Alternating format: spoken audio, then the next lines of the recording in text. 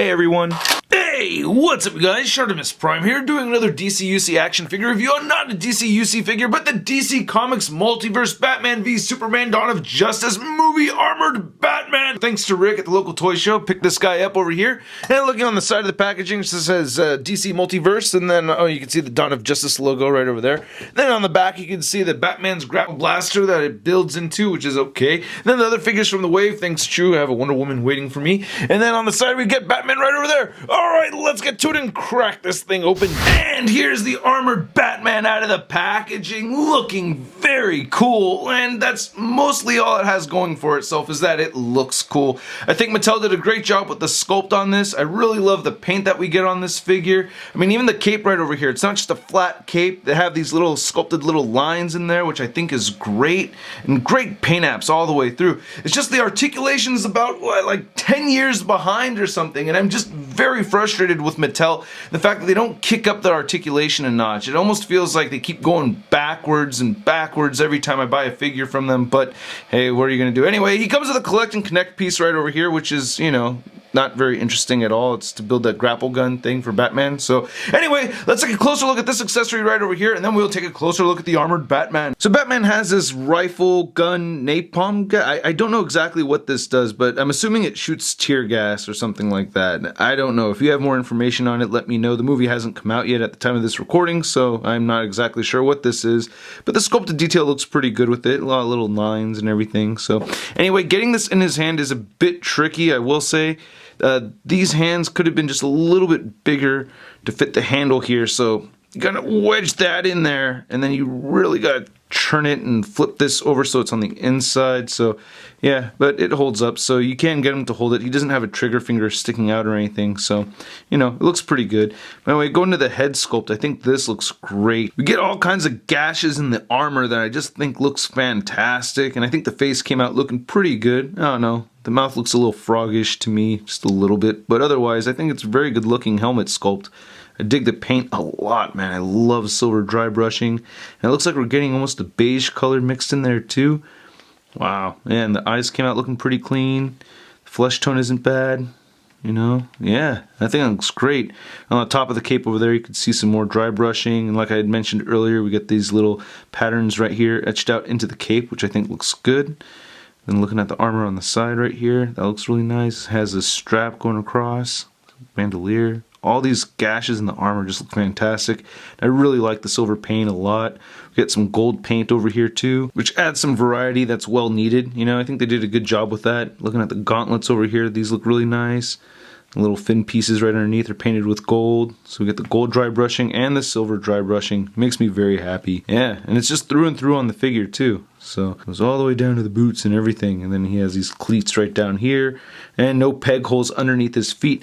Wonder if they painted the very back of this. Oh, they did! Hey, take note, Hasbro. Look at that. The only thing they didn't paint was the bat butt. But anyway, looking at the rest of it, yeah, they did paint the back of it very well. It's just, yeah. Just got, yeah, bare butt. So the articulation on this figure is a bit frustrating. The head does not really move up too much. You get a little bit of head movement. It doesn't really move down actually at all. So all you get is just a tiny little bit up. And of course you do get your side-to-side movement and not really any head pivot over there. The shoulders can move outward that far. They can move forward. He has a bicep swivel. He has a single jointed elbow. He has rotation at the forearm. He has a rotation at the wrist. And I really wish he had a wrist hinge over here. He has this ab crunch that barely moves forward. I mean, you can see it. That's it. It's not moving forward any more than that. It does move back a little bit more so. You get a waist swivel over here. You get the DCUC gaping crotch pits going all the way outward. He can kick forward that much and move back. He has an above the knee swivel right here. It's actually a mid thigh cut right in the middle. Then he has a single jointed knee. Then the ankles move down, they move up, and there is no side to side movement and absolutely no ankle pivot. Come on, Mattel, please give us ankle pivot. Anyway, measuring out the figure, you can see that he's standing right at about 7 inches. And then for your size comparison, here's the armored Batman compared to the Batman and Superman from the SDCC 2015 exclusive 2-pack. I think both of these guys actually look better than their retail versions. I've seen the retail versions versions many a time and passed on them. I don't know about the height difference. I feel like this armored version should be a little bit taller. Then here's the Multiverse armored Batman next to the regular 6-inch armored Batman from Mattel. I don't know what else to call this. This one has a lot less articulation and sculpt and paint and everything. You can see how much taller this guy is than this one right over here. And if you're a patron and you want this, I will ship it out to you. Just send a message and I'll randomly select a patron to ship it to. And if you're interested in the exclusive Shartimus Prime content, plus be entered in giveaways, please check the Patreon account. And then here's the armored Batman next to the Marvel Legends Big Time Letdown Spider-Man. Whoa, Batman, you look a little bit different. What's wrong? Oh yeah, that's right. You have a movie coming out with all the attention being towards me now. I totally forgot about your movie. Yeah, we're just gonna, just a little bit over here. Yeah, much better. Huh? So while I really do appreciate the art that went into the sculpt and the paint apps on this figure, it's not enough for me to warrant a recommendation. I just don't think it's really worth it, man. I mean, just as a placeholder. Yeah, as a placeholder until you get your import figure of choice. But aside from that, yeah, you know, just you know, be patient. Anyway, I hope you guys liked my review. If you did, please hit the like button. We got the subscribe button right over there. If you want to check out yesterday's review on the Marvel Select Avenging Captain America, we got a button right over there for that. Also, last week I posted, or 2 weeks ago, I posted a review on the Kotobukiya Lex Luthor statue, so we got the review right over there. If you want to follow me with updates, check out my Facebook, Twitter, and Instagram, and don't forget to go to toynewseye.com for the latest in action figure news. I'll catch you guys later. Peace! Posing action figures, I'm posing action figures, I'm posing action figures every day.